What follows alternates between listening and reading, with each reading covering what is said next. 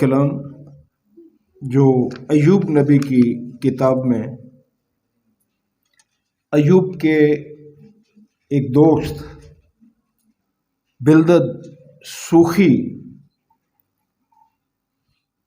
के अल्फाज में लिखा गया, यूं लिखा है 25वां बाब अय्यूब की किताब का और उसकी 6ठी आयत। बिल्दद सूखी के जो अय्यूब का दोस्त था उसके ये अल्फाज हैं। अय्यूब की किताब 25वां बाब और 6ठी आयत में यूं लिखा है,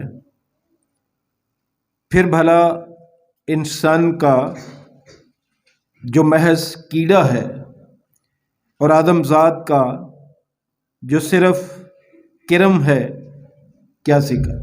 खुदावंद की बरकत उसके पाक कलाम के पढ़े और सुने जाने पर हो, आमीन। आइए एक मरतबा फिर अपने सरों को खुदावंद के हुज़ूर झुकाएं और दुआ मांगें।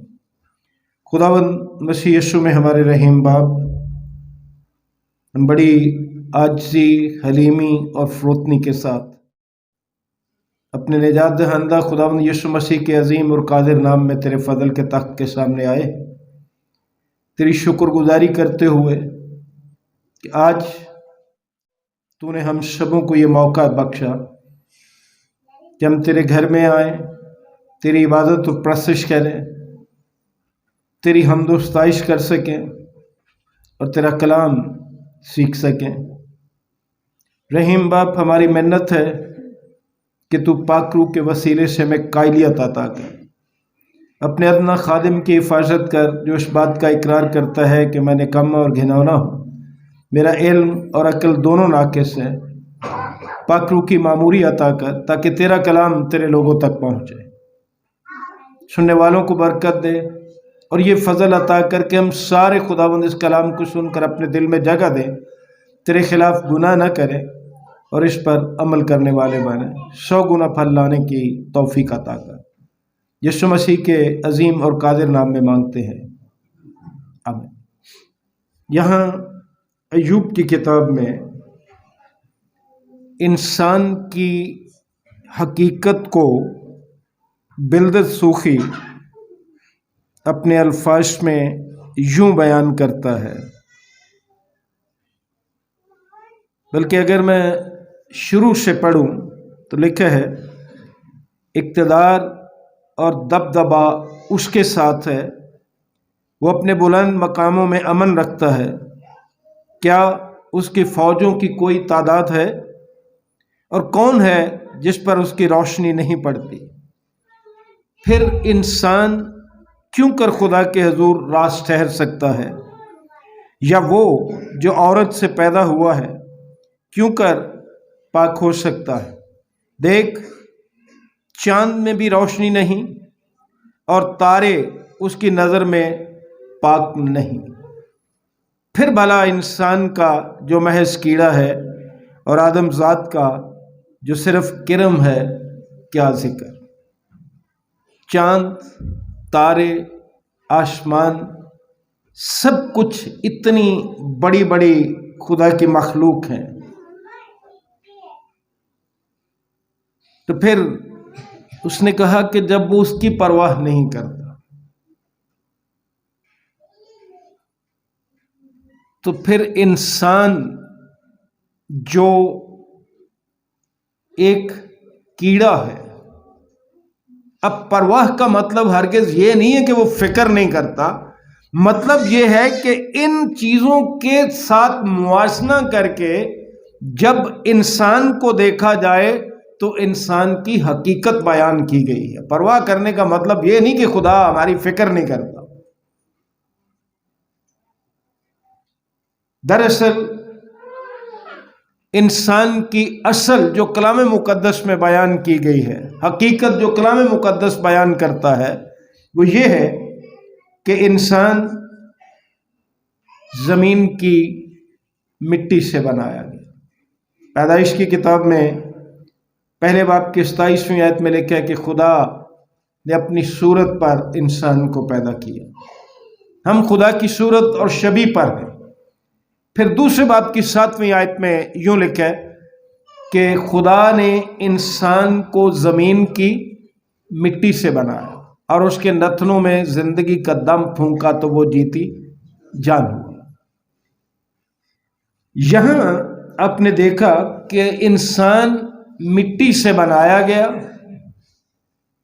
اس مٹی کے اوپر رہتا ہے اس دنیا میں، اور پھر جب اسے خدا کی طرف سے بلاوا آتا ہے تو واپس اسی مٹی میں چلا جاتا ہے۔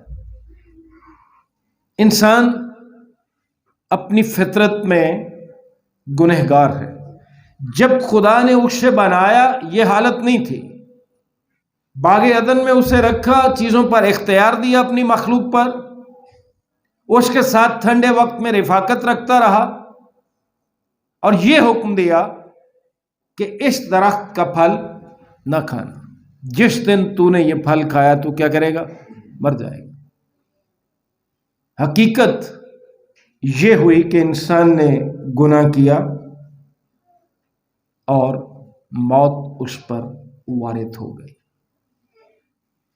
جیسا میں نے گزارش کی کہ انسان اپنی فطرت میں گنہگار ہے اور روحانی طور پر کوئی بھی اچھا کام کرنے کے لیے کمزور ہے، اس قدر کمزور کہ روحانی دشمنوں کے خلاف اپنا دفاع بھی نہیں کر سکتا۔ یہ بات غور طلب ہے۔ روحانی دشمن ابلیس اور اس کی جو فوجیں ہیں، انسان اپنے طور پر ان کے خلاف اپنا دفاع نہیں کر سکتا، اپنی ذات میں کم بخت اور حقیر ہے، یہاں تک کہ جیسا آپ نے یہاں دیکھا ایک کیڑے کے ساتھ انسان کا موازنہ کیا گیا، اگرچہ اشرف المخلوق کہلاتا۔ اس سے زیادہ بری حالت کیا ہو سکتی ہے کہ خدا کی صورت اور شبیہ پر پیدا کیا گیا، سب چیزوں پر اختیار رکھنے والا، ان اشرف المخلوقات، اسے ایک کیڑے سے تشبیہ دی گئی یا اس کا موازنہ کیا گیا۔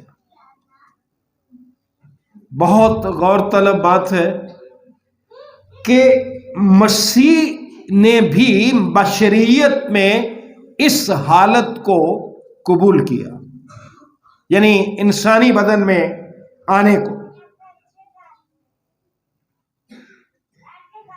خدا کے فضل اور مسیح کی راست بازی کے بغیر انسان کی یہی حالت ہے کہ کیڑے کے ساتھ اس کا موازنہ کیا جاتا ہے، مٹی سے پیدا کیا گیا، واپس مٹی میں چلا جاتا ہے۔ اب چونکہ میں نے یہ گزارش کی کہ خدا کے فضل اور مسیح کی راست بازی کے بغیر انسان کی یہ حالت ہے، انسان مسیح کی راست بازی ہی کے سبب سے پاک اور راست باز ٹھہرایا جا سکتا ہے۔ یوشع بن آموس کی کتاب میں بھی اس حقیقت کو یوں بیان کیا گیا، 41واں باب اور اس کی 14ویں آیت اگر ہم پڑھیں تو وہاں لکھا ہے، ہراساں نہ ہو اے کیڑے یعقوب، اے اسرائیل کی قلیل جماعت، میں تیری مدد کروں گا، خداوند فرماتا ہے، ہاں میں جو اسرائیل کا قدوس تیرا فدیہ دینے والا ہوں۔ مخاطب کیسے کیا؟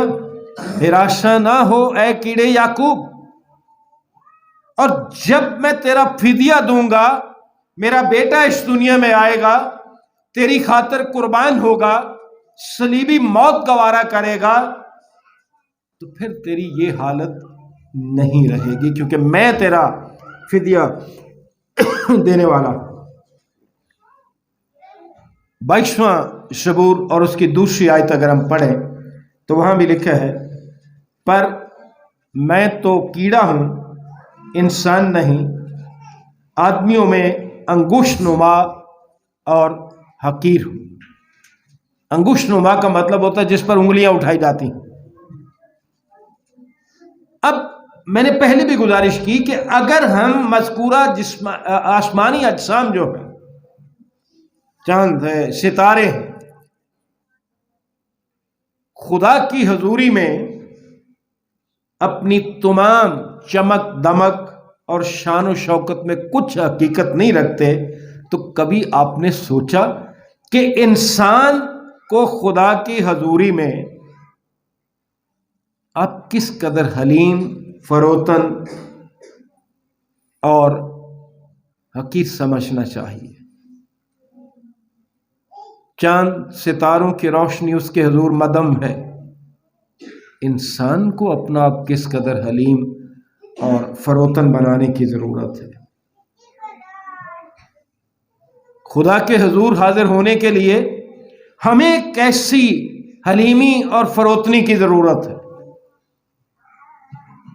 عزیز بھائیوں اور بہنوں، انسان جو محض کیڑا ہے، اور اس بات کی تصدیق کے لیے معمولی سی تبدیلی کے ساتھ یہ کہا گیا آدم ذات جو صرف کرم، پہلی آیت میں پہلے کیا کہا گیا پہلے حصے میں؟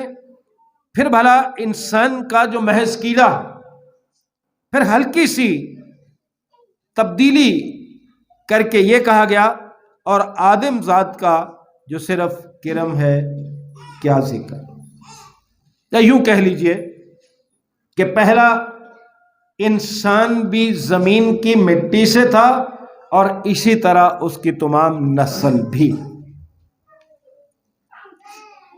مسیح خداوند نے انسانی بدن اختیار کیا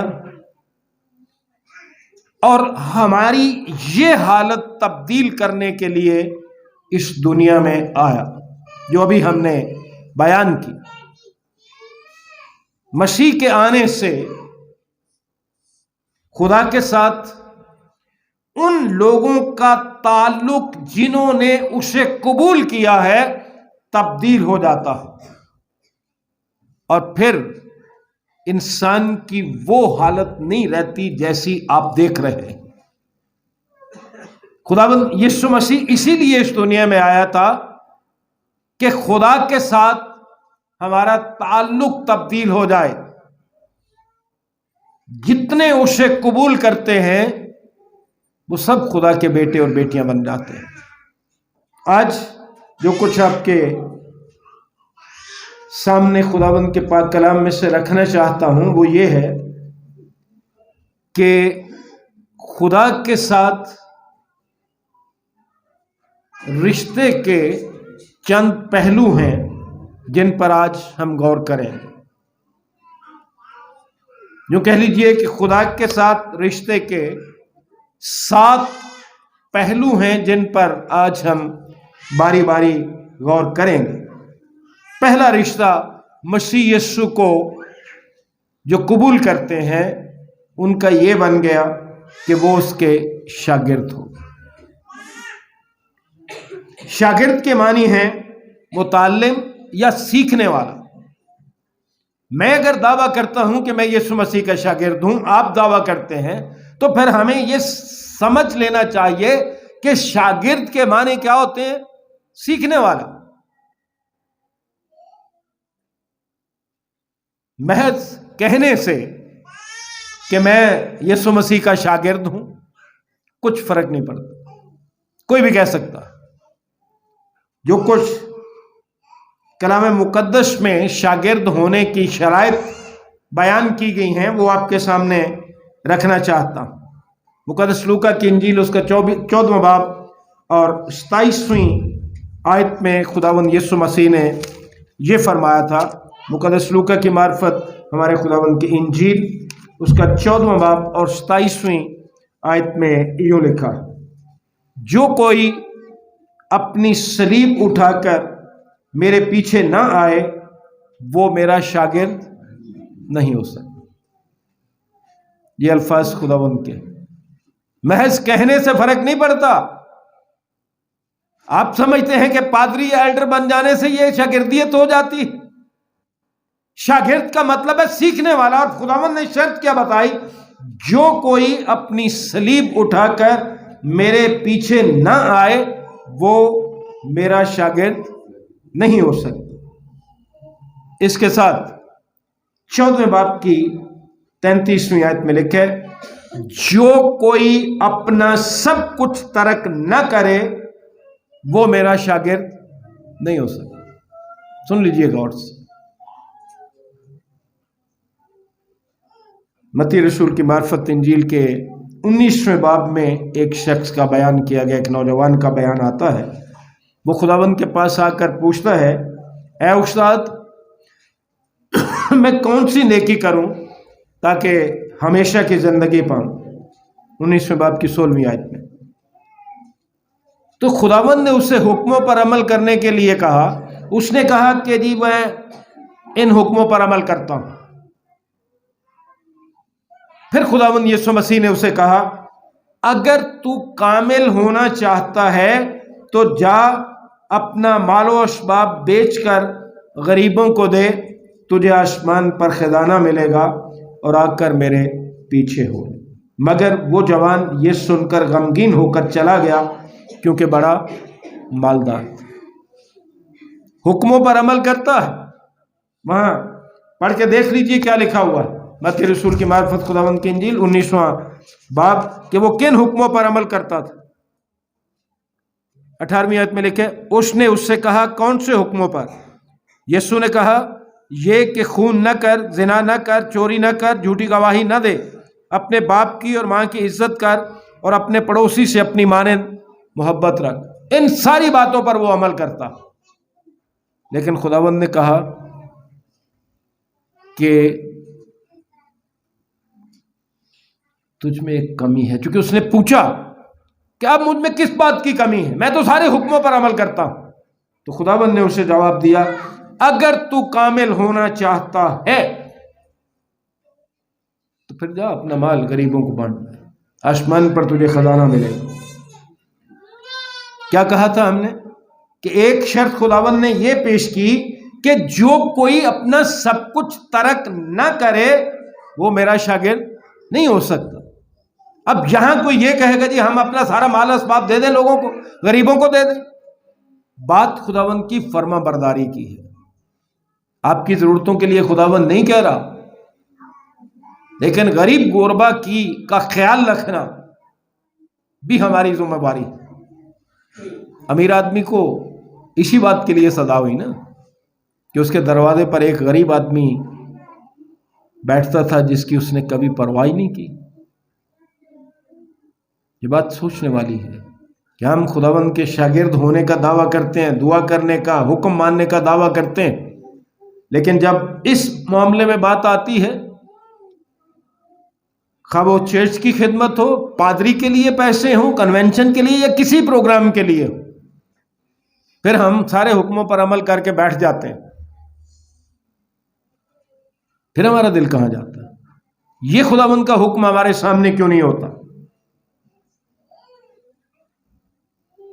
یوحنا رسول کی معرفت خداوند کی انجیل کے 8ویں باب کی 31ویں آیت میں لکھا ہے بس یسوع نے ان یہودیوں سے کہا جنہوں نے اس کا یقین کیا تھا، یہ یہودی یسوع پر یقین کرتے ہیں،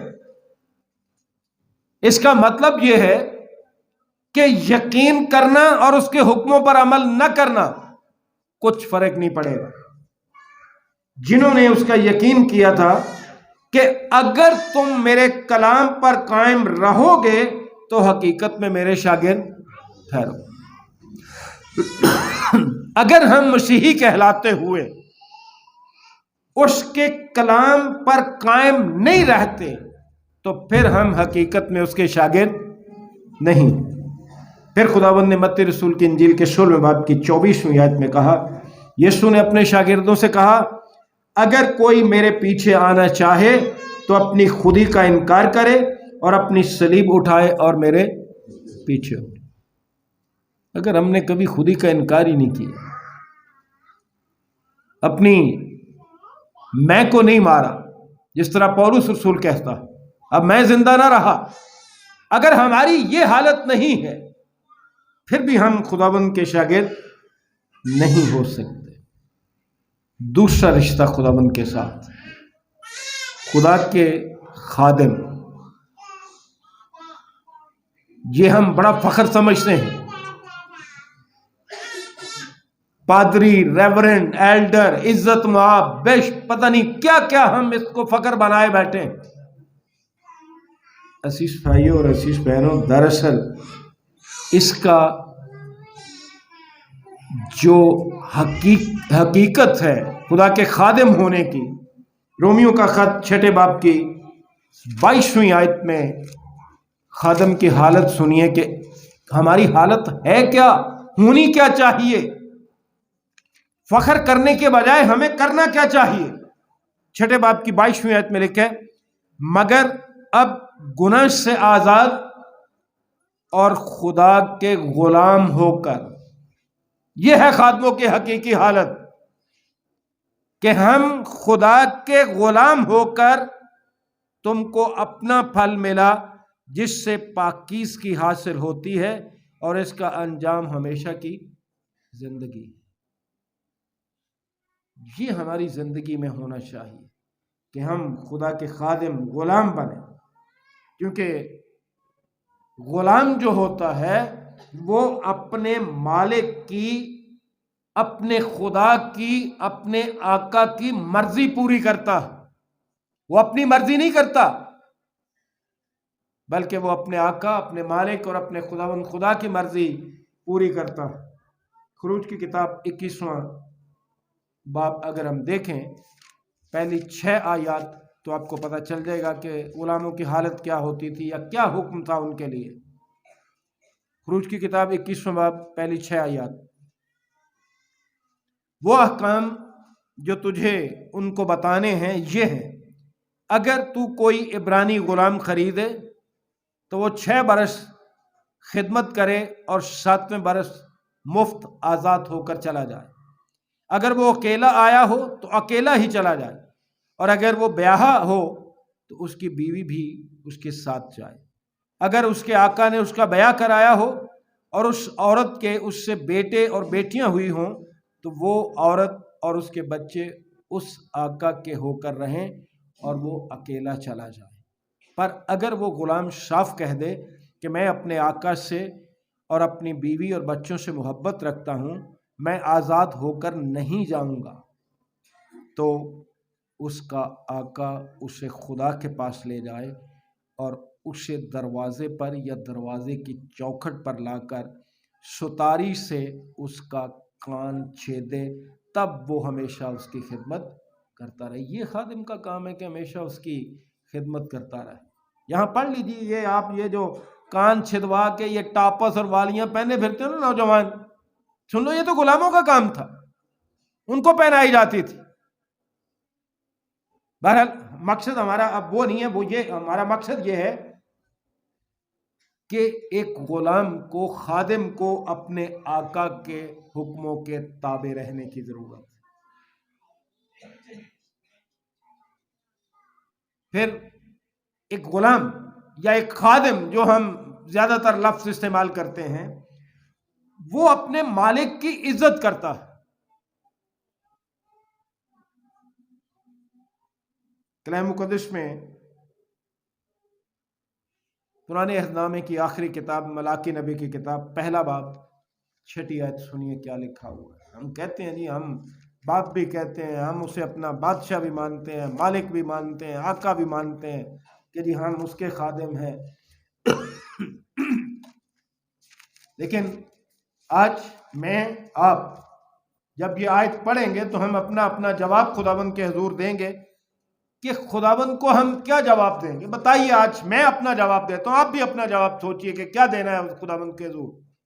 1 باب کی 6 آیت میں لکھے، رب الافواج تم کو فرماتا ہے، اے میرے نام کی تحقیر کرنے والے کاہنوں، بیٹا اپنے باپ کی اور نوکر اپنے آقا کی تعظیم کرتا ہے۔ جب ہم اسے اپنا مالک مانتے ہیں، جب ہم کہتے ہیں کہ ہم اس کے خادم ہیں، تو کلام یہ کہتا ہے کہ بیٹا اپنے باپ کی اور نوکر اپنے آقا کی تعظیم کرتا ہے۔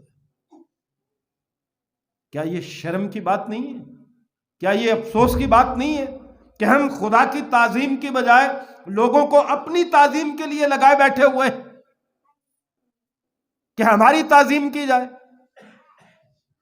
پھر لکھے، بس اگر میں باپ ہوں تو میری عزت کہاں، اور اگر آقا ہوں تو میرا خوف کہاں؟ پیغام کے دوران چند لمحے اپنے اپنے دلوں میں سوچیے۔ ہم دعائے ربانی کرتے ہیں، پڑھتے ہیں، اے ہمارے باپ، اسے اپنا بادشاہ مانتے ہیں، اپنا آقا مانتے ہیں، مالک مانتے ہیں۔ آج خداوند پوچھ رہا ہے، اگر آقا ہوں تو میرا خوف کہاں؟ اور پھر میں باپ ہوں تو میری عزت کہاں؟ جب ہم جھوٹ بولتے ہیں، بے ایمانی کرتے ہیں، دھوکہ دہی، حسد، بغض، کینہ، حرام کاری، گالی گلوچ، جتنے بھی کلام مقدس میں جسم کے کام بیان کیے گئے ہیں، تو پھر خدا کا خوف کدھر ہے؟ باپ کی عزت کہاں ہے؟ یاد رکھیے، جو مسیح کو قبول کرتے ہیں اپنا نجات دہندہ، ان کا تعلق پھر خدا کے ساتھ ایک خادم جیسا بن جاتا ہے، ایک غلام جیسا بن جاتا ہے۔ بس دعائے ربانی میں یہ کہہ دینا، اے ہمارے باپ، کافی نہیں ہے۔ باپ کی عزت بھی نظر آئے ہماری زندگی میں۔ تیسرا رشتہ ہمارا خداوند کے ساتھ جو بن جاتا ہے، دوست کا۔ ذرا نظر کیجئے کہ ہم کیا تھے؟ فانی انسان، مٹی سے بنا ہوا انسان، یسوع مسیح پر ایمان لانے کے وسیلے خدا کا دوست بن جاتا ہے۔ یعقوب کا خط 2 باب اور 23ویں آیت میں کلام مقدس میں یوں لکھے، یعقوب کا خط 2 باب اور 23ویں آیت میں خدا کا کلام یوں بیان کرتا ہے، اور یہ نوشتہ پورا ہوا کہ ابراہیم خدا پر ایمان لایا اور یہ اس کے لیے راست بازی گنا گیا، اور وہ خدا کا دوست کہلایا۔ ہم بھی یسوع مسیح پر ایمان لانے کے وسیلے، اسے اپنا شخصی نجات دہندہ قبول کرنے کے وسیلے خدا کے دوست بن جاتے ہیں،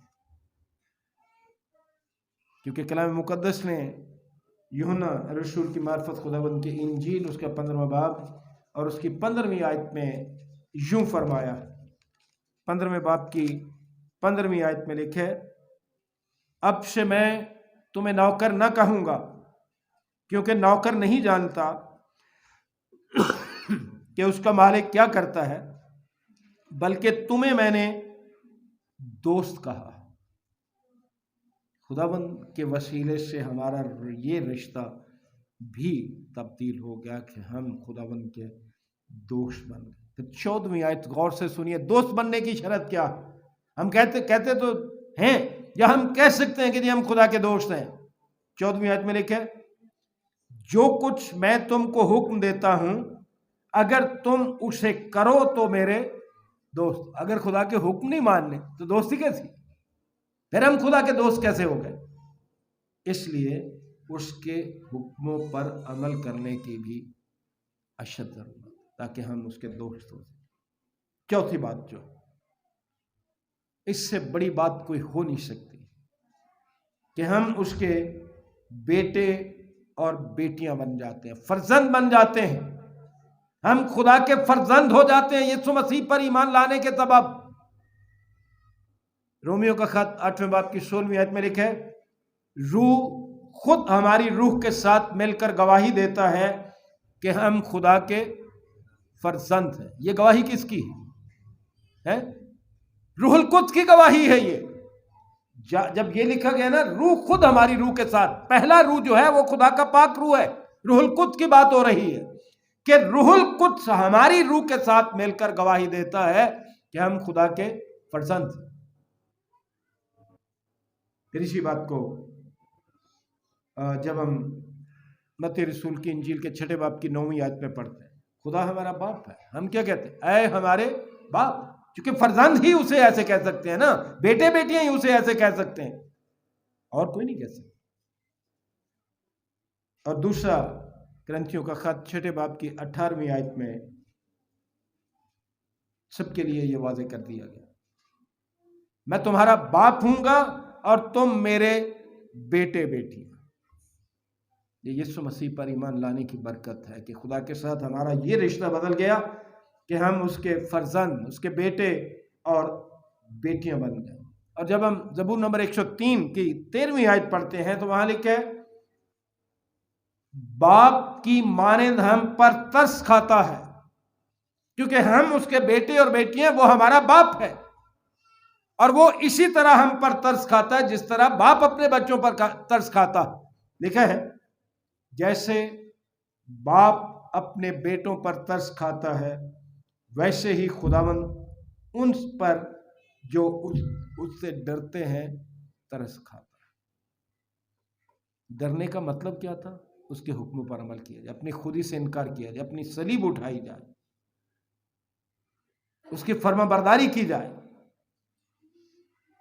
پانچواں رشتہ کلام مقدس میں یوں بیان کیا گیا ہے، ہم اس کے بھائی ہو، ہمارے ساتھ اس کا بھائیوں جیسا رشتہ قائم ہو گیا۔ وہ جو خدا کی مرضی کو پورا کرتے ہیں، جو اس کے حکموں پر عمل کرتے ہیں، ان کے لیے لکھا ہے متی رسول کی انجیل 12واں باب 50ویں آیت میں، جو کوئی میرے آسمانی باپ کی مرضی پر چلے وہی میرا بھائی اور میری بہن اور ماں ہے۔ یہ رشتہ اس طرح سے بھی تبدیل ہو جاتا ہے کہ ہم خدا کے بھائی بن جاتے ہیں۔ وہ انہیں بھائی کہنے سے نہیں شرماتا۔ ذرا بات کو غور سے سننا، خداوند ہمیں بھائی کہنے سے نہیں شرماتا۔ گنہگار کو، مٹی سے بنے انسان کو، ملعون انسان کو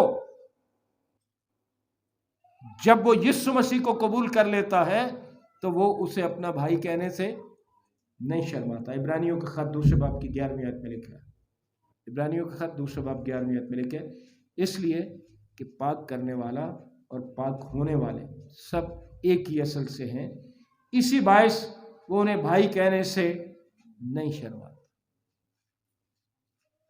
کمال کی بات، بھائی ہم بننا چاہتے ہیں، ہم سمجھتے ہیں کہ جی کلام مقدس کے مطابق ہم اس کے بھائی، وہ تو ہمیں بھائی کہنے سے نہیں شرماتا۔ بازار میں اگر کوئی ہمیں پوچھ لے تو پھر ہم کیوں شرماتے ہیں جی اس سے؟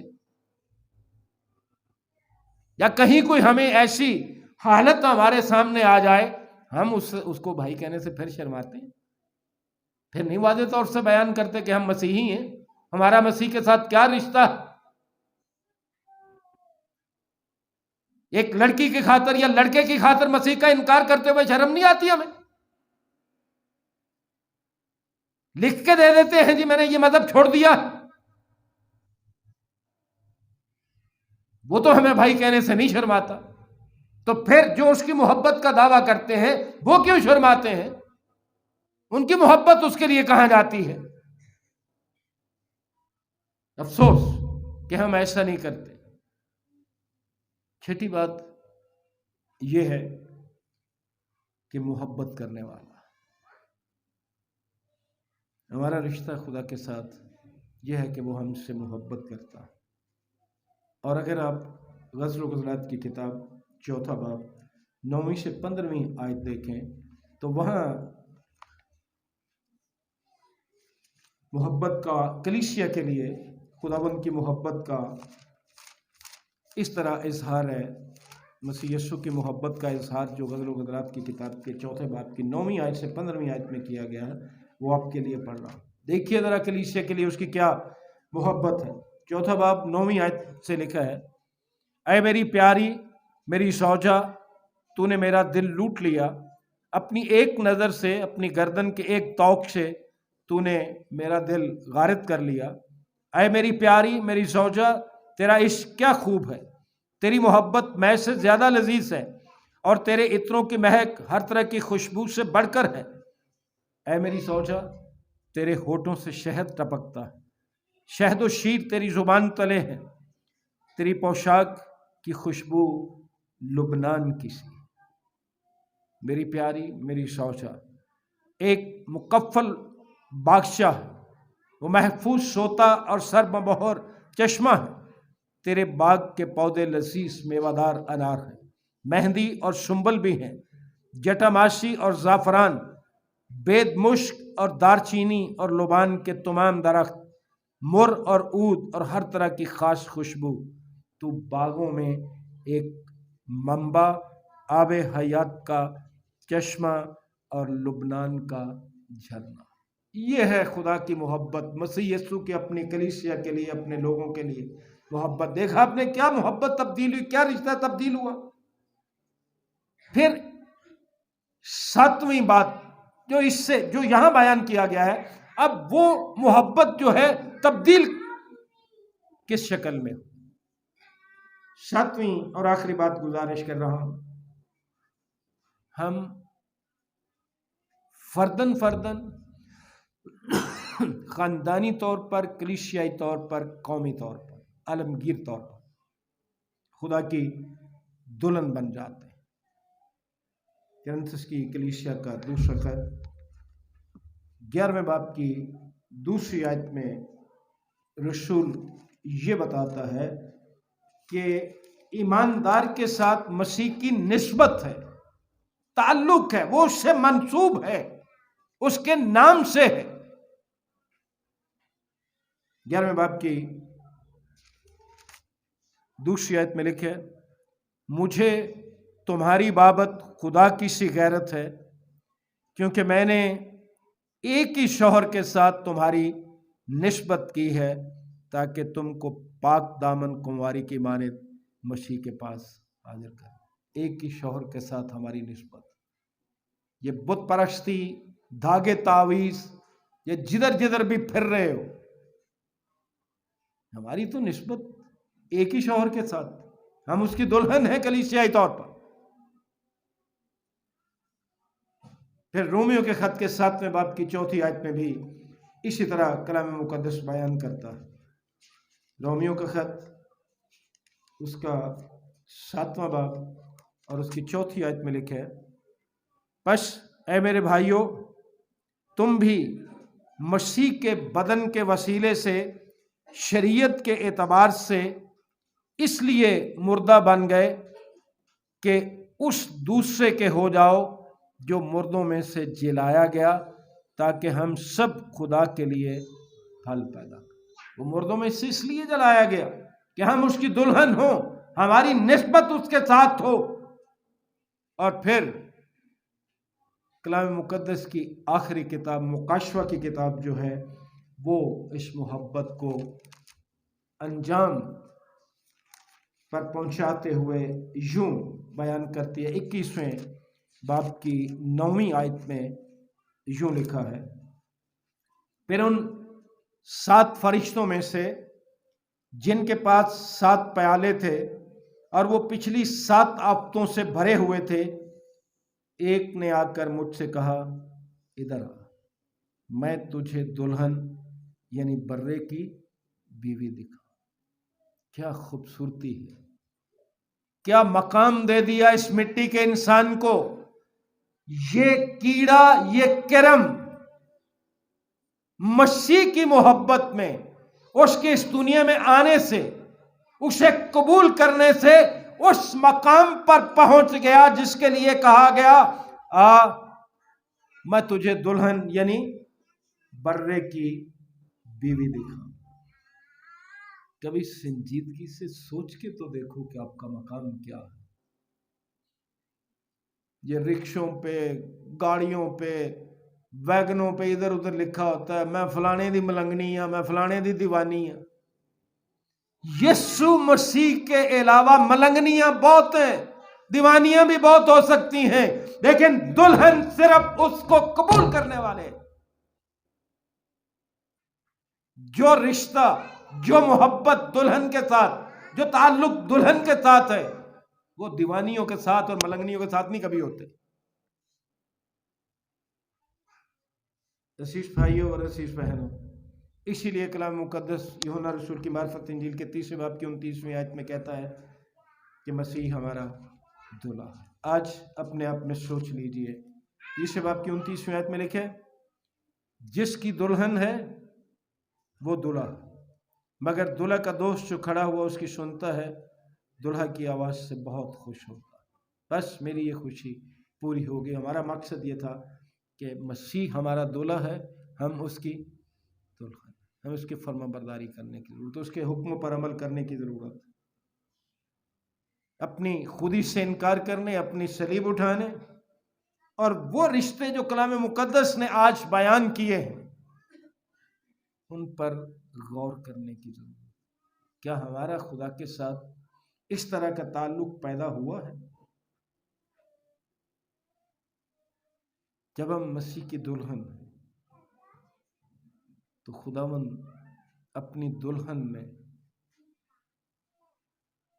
اس قدر مسرور ہوتا ہے جس کا بیان یشعیاہ نبی کی کتاب میں کیا گیا ہے۔ 62ویں باب کی 5ویں آیت میں خدا کا پاک کلام کہتا ہے، یشعیاہ نبی کی کتاب اس کا 62واں باب اور اس کی 5ویں آیت میں یہ بیان کیا گیا،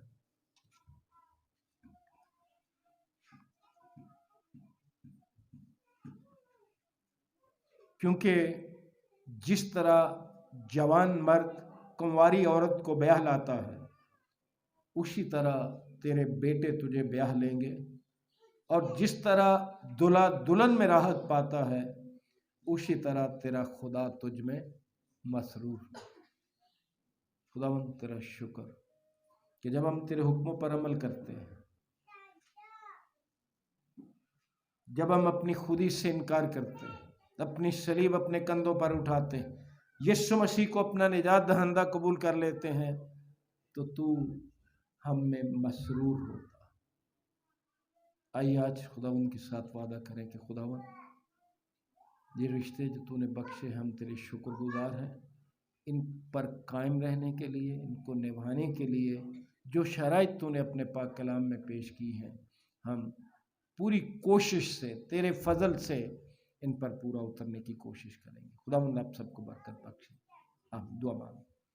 خداوند مسیح یسوع میں ہمارے رحیم باپ، ہم دل کی گہرائی سے تیرے شکر گزار ہیں تیرے پاک کلام کے، اس بات کے لیے بھی کہ ہم جو کیڑے تھے، ہم جو کرم تھے، مٹی سے بنائے گئے، مٹی پر رہتے ہیں، مٹی میں واپس چلے جائیں گے، تو نے اپنے بیٹے کو اس دنیا میں بھیجا تاکہ ہم اسے قبول کریں اور تیرے ساتھ ہمارے رشتے قائم ہوں۔